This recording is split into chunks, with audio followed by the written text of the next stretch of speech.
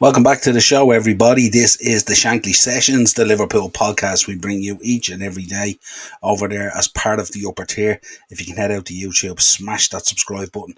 Also, if you're enjoying the content and you're following the videos, make sure you hit a like on all the videos and obviously share the content as well.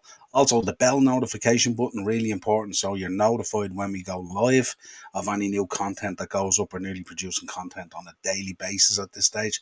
This is your Liverpool versus Ajax preview. At the moment, it looks like the European games are going to be going ahead. Thank God. Tuesday, 8 p.m. at Anfield. Going to be a hell of a game. Contrasting situations here for both managers and both teams. Morris in the comments here. Let's get you in here early. Morris, good evening, Niall. Must win for you after losing the first one. Home wins vital. 100%, Morris. Absolute 100%. Not only a win, Morris, but absolutely we need a performance as well. We need to see what has Klopp done over the last, since the Napoli game in terms of trying to fix things and stuff like that. Has he done some work or made some headway into what the issues are and stuff like that? So we shall see. But yeah, it's an absolutely vital game. If anyone wants to know how vital it is, here is the current table after the first round of games. We are second from bottom, just on goal difference with Rangers and Napoli and Ajax picking up maximum points in, I would say, similar fashion the other night. But that table tells the tale there where it's really, really important to win your home games. And it's an interesting one. We're going to get into looking at current form and stuff like that and all shortly. But talking about Liverpool, I mean, we're coming into this game on the back of an absolute disastrous performance against Napoli. I haven't seen as poor a performance probably since the Aston Villa game, where Aston Villa trashed us. But yeah, it was a really, really poor performance. And I suppose with the exception of Diaz, Harvey, of course, doing his best there as a young lad as well, and Allison and goals. Not too many people could be walking off the pitch with their head held high, as they say. Most people flattered to deceive. Thiago came on, absolutely made a difference. Matip came on. Unfortunately, we gave an early goal away in the second half, but Matip came on and he brought that kind of calming influence that he does at the back. So really, really important that we have Matip back as well. But yeah, only for the Diaz goal, and it could have been a lot worse. I mean, to be honest with you, the scoreline didn't really tell the tale of the game. Napoli could have easily had another couple, and it could have been really, really embarrassing on the night. For Ajax, on the flip side, they did a very professional job on Rangers in the Ajax, the Amsterdam Arena. And they also are flying really high in the league at the moment, doing really well. Coming into this game after a weekend match where they won 5-0. We'll get into the current form in a minute and have a look at that. I have a slide ready for it. But yeah, I suppose there's two things here. Really, one, has the games being postponed at the weekend helped us or hindered us? Would we have needed a game to get that performance out of our systems? Or was it important that we didn't have a game and we had more time in the training ground to work on some of the issues that we've had? So I suppose there's pros and cons for both. I suppose the best way to get out of a poor performance is to have another match as quickly as possible and go out there and right the wrong. But I think with this team, looking at it the other night, so many players looked exhausted. They looked tired. And maybe the break from competition might have done them the world of good.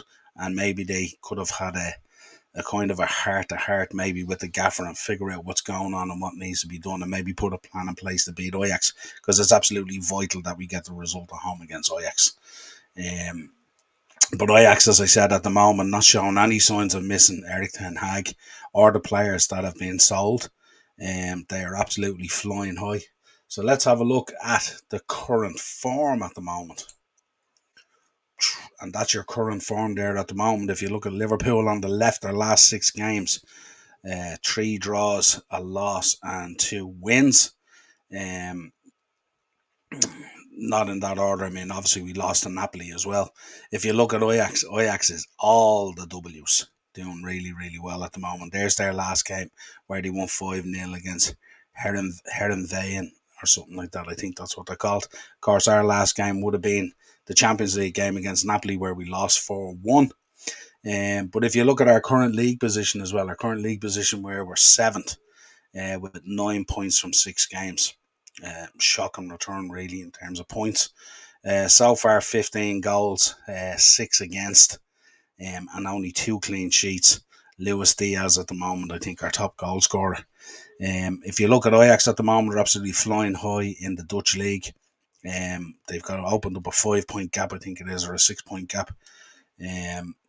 21 goals scoring, so they're free scoring at the moment. They're not giving up much either. 3 goals only conceded, 4 clean sheets.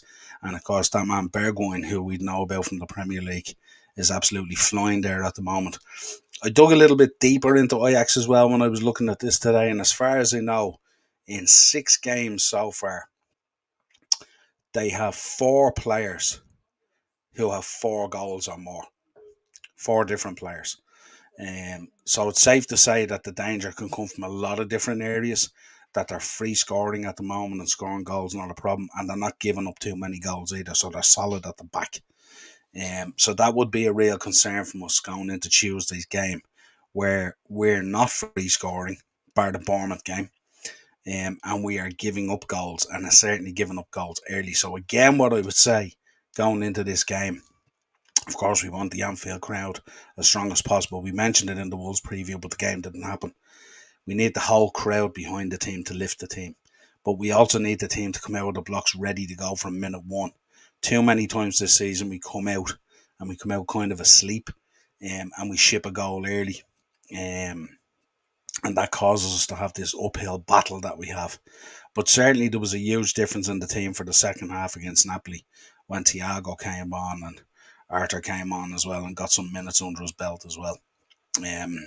Nunes is still kind of struggling, but I think there's just a disjointment in the front 3. And I've had a look. I kind of toyed with a lineup. I'll show you in a slide in a minute or two. And I know people have been talking maybe we should go with 3 at the back, 5 in midfield and 2 up front. And it might work a little bit better for us. It seems to be when there's 3 up front.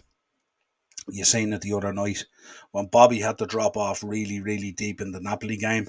Salah came across to close that gap with Luis Diaz, and it all got a little bit disjointed, and we kind of lost our formation and stuff like that, which would have been concerning in terms of our approach. But it's safe to say we probably need to try something different. We've been going with this 4-3-3. But it kind of feels like up front for the 3 boys, it seems a little bit crowded or something, where you've Diaz coming in from the left, you've Salah coming in from the right, and you've Nunes or Bobby or whatever it is, or Jota or whatever it is, and they're kind of all on top of each other, nearly encroaching into where people are trying to arrive at in order to score goals. So that's the conundrum at the moment. So I had a look at the lineup, and I just came up with an idea. Now, you could still go with the 4-3-3, and that's probably the likelihood in which he's going to go with. But again, I think playing that formation doesn't play into the strengths of our front players. And if anything, I think it causes us problems. So we did say when we brought in an out-and-out striker that we would have to change our formation and the way in which we play, but we haven't. So far, it's been a struggle. Little bit of team news. If we get into team news, Jordan Henderson, Naby Keita, Ox, Curtis Jones, Konate, Calvin Ramsey, and Quavian Keller are all still sidelined. Carvalho should be available after recovering, I'd imagine, from his dead leg. Thiago returning should lift the performance greatly, like it did against Napoli in Naples. For Ajax, Owen Vindal has returned to training, but he may or may not make the team in time. And Calvin Bassey took a knock to the foot in the 5-0 win, which means he had to leave the pitch, and I think Ajax finished with 10 men in that game. So that's the only concerns for Ajax at the moment. So they should have more or less a full squad available on the day. If you look at the lineups for Ajax, Pasveer, Renish, Timber, Bassi, Blind, Beerhouse, Alvarez, Taylor, Tadic, Kudus, and Bergwijn. Very, very strong. Goals all over the pitch. We know Tadic how dangerous he can be. Bergwijn has been like a new player since he went back in there. Um, we know how strong the boy Timber is at the back. We know United wanted to sign him and stuff like that. Very strong midfield there as well. And it bears out in their results. They've been really, really strong this year in terms of scoring goals and not giving up goals, which is always a very good recipe for success. If you look at the lineup that we went for Liverpool, and I played around with it, and I'd like to know your thoughts on it. It is a little bit crazy from what we've done before, but it's a 3-5-2. But what it does is it allows Costas or Robbo and Trent to progress more up the pitch and be more up the pitch, and less worrying about their defensive duties as the boys kind of tuck in. It's an attacking style, but what it does is it opens up more space up the front as well. If you think there, I've Diaz and Nunes in there. But again, you could put Jota in there if you wanted. It depends on what way you want to do it. I think Diaz is a nailed on one because he's kind of, if there's a player at Liverpool at the moment that's in form, he's probably that guy in terms of performance. If you look at Nunes, I think maybe playing with a different formation might yield a better result for him as well. The thing about it as well is if you're that far up the pitch, it's probably easier to put on the press if you want to put on the press. And the three boys at the back, I'm giving Joe a pass on the performance the other day because I think he's better on the right side. And if he plays in there with Matip beside him, would have that calming influence, and then Van Dijk on the left. So I think that's a very solid three at the back with Alisson. Fabinho, of course, would be playing that kind of shadowing role, but more progressed up the pitch. I think when we seen Fabinho progressing more up the pitch, I think we were much better on the night against Napoli and stuff like that. So Arthur, I think we should play him. I think we should give him that time. I think Elliot, you could put Elliot in there if you wanted, but I think the boy Elliot, I think he needs a rest. So it'd be no harm to put Arthur in there. Thiago, I think, is nailed on to start. And then the wide players, really, there's no one really to replace Trent, because I don't think Milner's an option. And Costas comes in purely on the basis of the quality of his final ball into the box, as opposed to Robbo.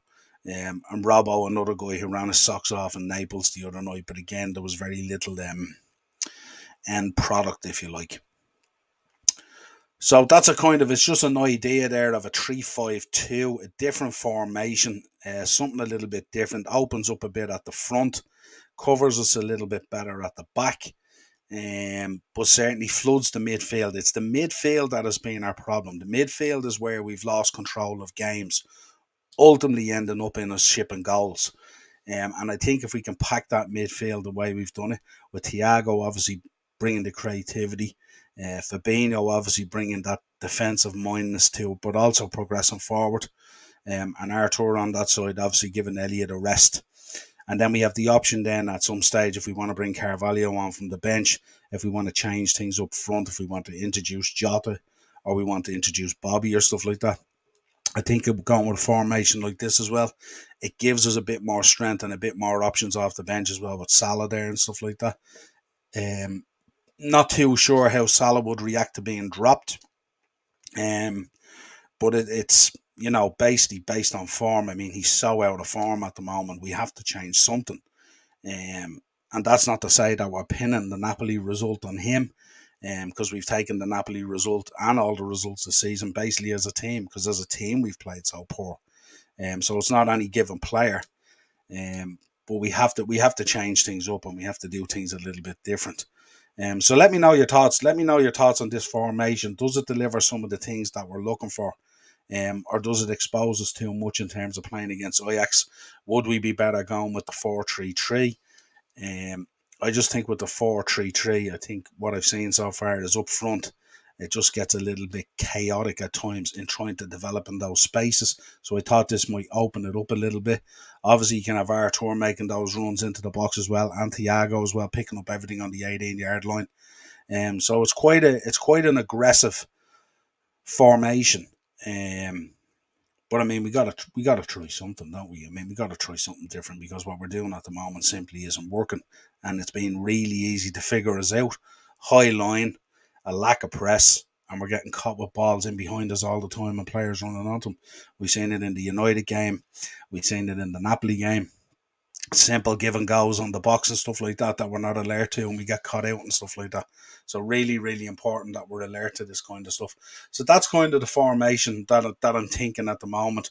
Now that's out of the box, in terms of the formation that maybe Klopp and Pep Linders might look at and stuff like that. But I don't know. Why not try it? Maybe this is not the game to try it, because it's such an important game.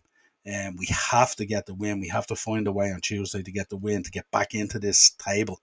Otherwise, we could be staring down the barrel of Thursday night football, and that would be an absolute disaster in terms of our season. It would absolutely destroy it if we start playing Thursday, Sundays. It would just wipe us out. But yeah, that's my thinking on the formation. If you want to have a look at the moment at the head-to-heads, if you look in the last two games there, they've been pretty tight games. Now, this will be an interesting one, because I don't think this one will be as tight, because Ajax are scoring goals. We're not necessarily scoring a lot of goals, and we're also shipping goals. So I don't expect it to be a tight game and a 1-0. I'll let you know in the prediction what I've put in there. But to me, it's going to be like end to end, and it's going to be helter skelter, as they say. Again, you can look at the form guide there and look at the results. Apart from the Newcastle one, where we scored in the 98th minute, and the Bournemouth one, which now looks kind of like an anomaly. The loss against Napoli, the loss against Man United, they were pretty bad ones. And even as we started out with the Palace and the Fulham results weren't great. If you look at Ajax, 5-0, 4-0, 4-0, 2-0, 1-0, 1-0. Or sorry, 6-1. Really, really strong bar that Sparta game. And that was away from home. But if you look at the other results, clean sheets, free scoring, a team that's really in form, that isn't missing the players that were lost, has brought in a couple of really nice players, and a manager that has his head screwed on big time. So that's what you're looking at there. That's what we have to face come Tuesday evening. A really, really good Ajax side. And we're going to have to be really up for this one. Really, really up for this one. I looked at the betting, and again, the betting is just, I don't know who's putting these odds together, looking at how both teams are doing. Liverpool are 1-2 on. The draw is 16-5, just over 3-1. And Ajax are 5-1 to win. Now, touch wood, and I don't want to preface that, but the fact that Ajax are 5-1 is absolutely ridiculous odds, when I've just shown you there the stats of what's going on at the moment. And I know coming to Anfield, it's not easy for any team to come there and get a result in Europe. But we are so far off in terms of our form, and they are so on their form at the moment. For the odds to be 1-2 to 5-1, I think is absolutely crazy. And I'm not going to turn around and say, get on Ajax or anything like that. Liverpool's my team. I want Liverpool to win. But I just think those odds are crazy. If you're a neutral, you should be jumping all over that Ajax odds there, especially if you think about, you might be able to get down even into a handicap bet on with your bookmakers, and you'll get really, really good odds even for the -1 or the -2. So crazy. Prediction. I'm going to go for a high scoring game, and I'm going to go for 3-2 to Liverpool. I'm going to see Liverpool just shading it. But I think there'll be plenty of goals. I don't think this by any way is going to be a tight game. Two teams that don't know how to play that way at the moment. Ajax haven't been shipping a lot of goals, but I'm going to take into account the Anfield effect on that, and the crowd and stuff like that, and coming over, never an easy place to come. And I'm going to take into account that I hope the gaffer has resolved some of the issues and figured out what's going on at the moment, and hopefully he can resolve some of those issues. But yeah, it's a massive game, absolute massive game. Just before we finish the show, obviously, I want to send our thoughts and prayers, obviously, to all the people that were affected by 9/11 on the day that's in it. A lot of people out there, families were changed forever. Very, very sad what went on there, and it changed the world really, and the way in which we travel and everything that we have to do. I'd also like to send my condolences to the people of the UK, of course, on the passing of the Queen. Very, very sad time for a lot of you people over there. Whether you buy into the monarchy or not, or or whether you're one of these people that doesn't buy into it, it's always sad when a mother and a grandmother passes away, and especially a woman that's been, entwined into the fabric of the UK for at least the last 70 years. And it's just, it's a sad time over there. And it was a tough one, of course, getting football called off and stuff like that and all, and everyone has their opinion on it and stuff like that. It was a tough one, and I don't know about you guys. I watched some German football yesterday, and I watched some Italian football and some French football. And today I watched some Spanish and Italian and German football. It's not the same, is it? It's not really the same. It doesn't give you that buzz that you get, like, that lunchtime buzz on a Saturday if you're playing early, or that 3 o'clock as the 3 o'clock kickoffs approach and stuff like that. It certainly didn't give me the same buzz. And I found myself flipping between the football and the golf. Congrats to Shane Lowry, who won the BMW Championship. Absolutely stellar player. In his interview before he went out and all, was absolutely brilliant. He just talks the way most of us would talk if we're going out to play a game of golf and stuff like that. Absolutely loved the guy. And Rory was very unlucky as well. He was close as well. So the Irish really flying the flag over there at the BMW Championship. But yeah, it looks like we're not going to have any league football for a while because we have an international break coming up and stuff like that. So looks like the European football is going to go ahead, hence the reason I did the preview. But let us know your thoughts in the comments. Let us know what your feeling is out there at the moment, Reds, in terms of Liverpool. What do you think needs to change? What are the key issues at the moment that we're facing, apart from having to rack up wins and try and keep a few clean sheets and score a few goals? Who do you think should be dropped? Who do you think should come in now that we have a couple of players there? And we will be back Tuesday evening with a match reaction. And I would hope it's not as depressing for me as the one I had to do after the Napoli game. That was a tough one. Until next time, Reds, let's keep this going. Come on, Jurgen, get it sorted out.